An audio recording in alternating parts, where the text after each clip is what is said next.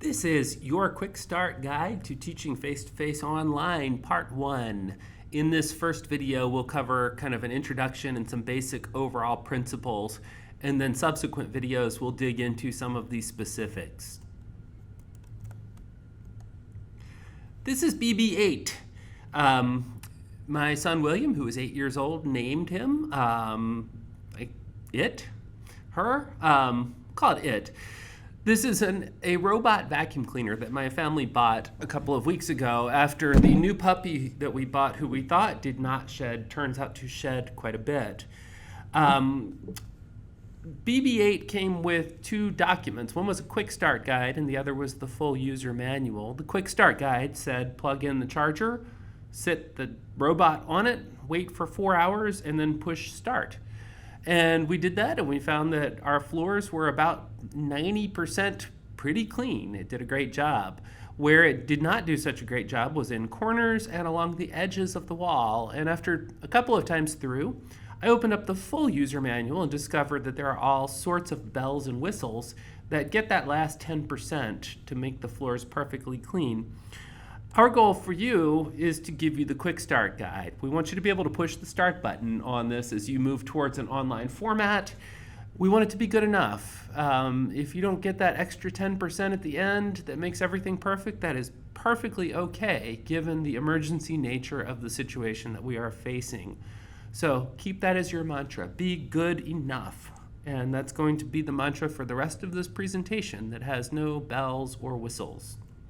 I want to cover some basic principles for thinking about converting your class to an online format in an emergency. First of all, do not try to accept responsibility for this situation.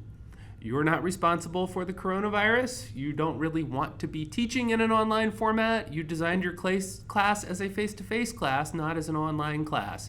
All of those things are true, and it is not your responsibility that you're being asked to do this. What we do ask is that you accept responsibility for what you can do, which is to help our students continue learning, even if it's not in a perfect situation. Principle 2 is to begin with outcomes. Think about the learning outcomes for your course, and it's probably a good point to ask yourself which ones are essential. Are they mandated to me by the university? Are there accrediting agencies that say that these things must be part of the course? If they are things that you have simply added because you think that they're interesting, this might be a time to start rethinking just a little bit. Similarly, it's worth asking which of the outcomes are ones that students have already demonstrated mastery of at this point in the semester. That way you don't really have to focus on them in the online portion. Principle number 3, don't plan to teach an online course. You're teaching a face-to-face course and we're helping you do that in an online format. It's a subtle distinction here, but I think it's an important one, that online courses take a long time to develop. And to do them right requires a lot of creativity, use of a lot of technology that you may not have access to. That's okay. You're teaching a face-to-face course and we're going to try to help you make that transition as smoothly as possible. Principle 4, be flexible with students. We do not know their living situations. We do not know their home situations. We don't know how many computers are in their household. There are lots of unknowns. If a student says to you, I have internet access only on the weekends when I can get into town to sit at Starbucks, be flexible and work with that student. These things happen. The students didn't plan to take an online class when they signed up for yours. Principle number 5, be consistent, but be flexible with your technology. It would probably be good to let students know ahead of time what technologies they will need to use, and then stick with those as much as you possibly can. Principle 5.1, there are a ton of free educational technology tools out there right now. Every single one of them has said we will make our service free to you from now until the end of June to deal with COVID-19.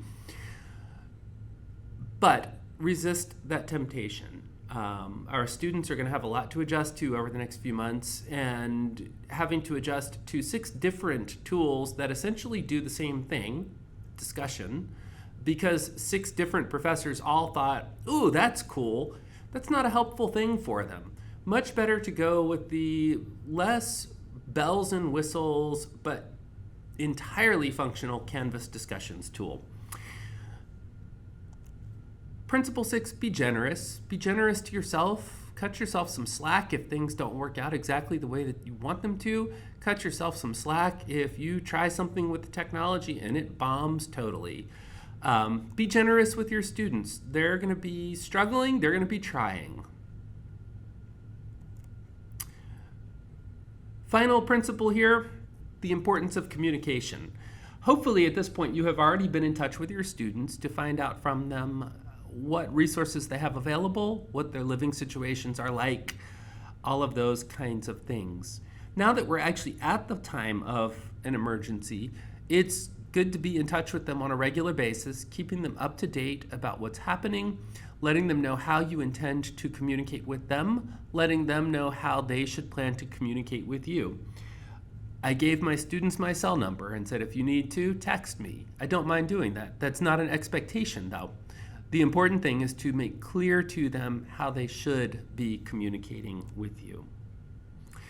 That wraps up our introduction and principles. I'm going to stop this video, and in the next one we will turn to some more specifics.